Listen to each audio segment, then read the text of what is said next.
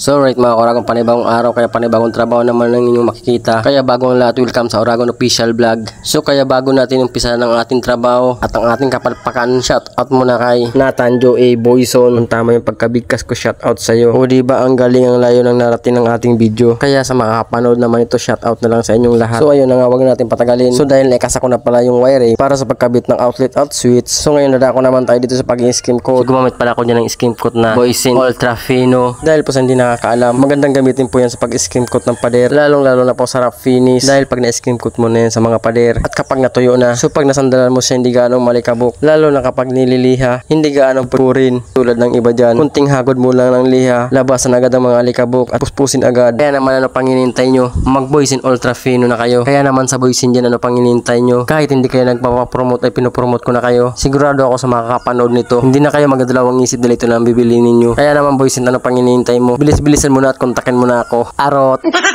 So ayun na nga, nag-i-skim coat na pala ako. So ito na naman pala yung ginagawa ko. So hindi nga pala ako gumagamit ng palita dyan. So ang ginagamit ko pala dyan ay rodilang bakal. So para mabilis tayong matapos, dahil itong skim coat parang pagpupuro lang yan ng simento, kaya ako ginagamitan ng rodilang bakal. So palang ginagawa ko ay first coating lang yan ng ating pag-skim coat. Pero pag tinignan mo, pag kinapa mo, parang final na siya, dahil nawala agad yung mga bukol-bukol. Oops, teka lang, huwag ka muna magko-comment. Bago ka mag-comment, tapusin mo muna itong ating video para alam mo at mapag-isipan mo kung anong sasabihin mo. Arot!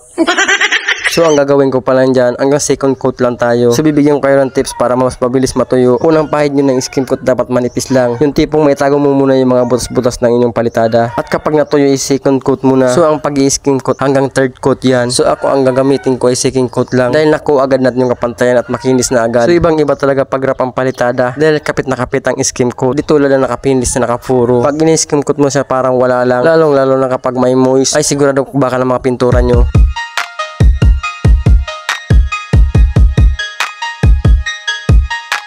So ayun na nga. So pagkatapos pala natin yan skim coat ang lahat, kinabukasan lilihain na natin. So ang gamitin pala natin yan lihay 120. Dahil ito talagang ginagamit panliha sa mga pader. Pagkatapos pala natin lihain, ipi-first coating na natin. So ang gagamitin pala natin pang first coating, Boysin Flat Latex. Para nakakombinasyon na. Dahil yung skim coat natin ay Boysin, kaya gagamitin natin na pang first coating ay Boysin rin. Dahil may kasama yan toko at agila. Arot!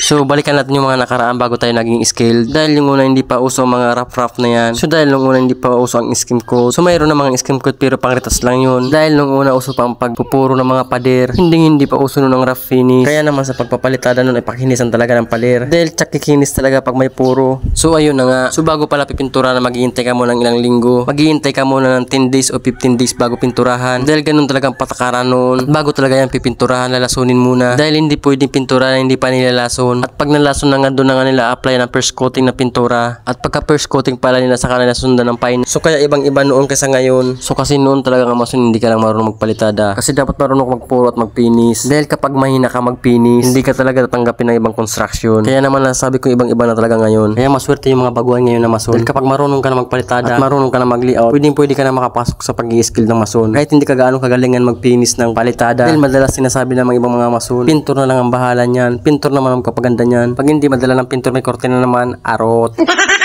Ito yung kataga ng ibang mga mason. Ops, yung iba lang dyan na, hindi lahat. Kaya ginagawa ng ibang mga mason, papalitadahan lang nila ay okay na. Kung tinamaan kayo, tama ako. Kaya naman sa bidyong ito na yung itsura ng ginagawa namin.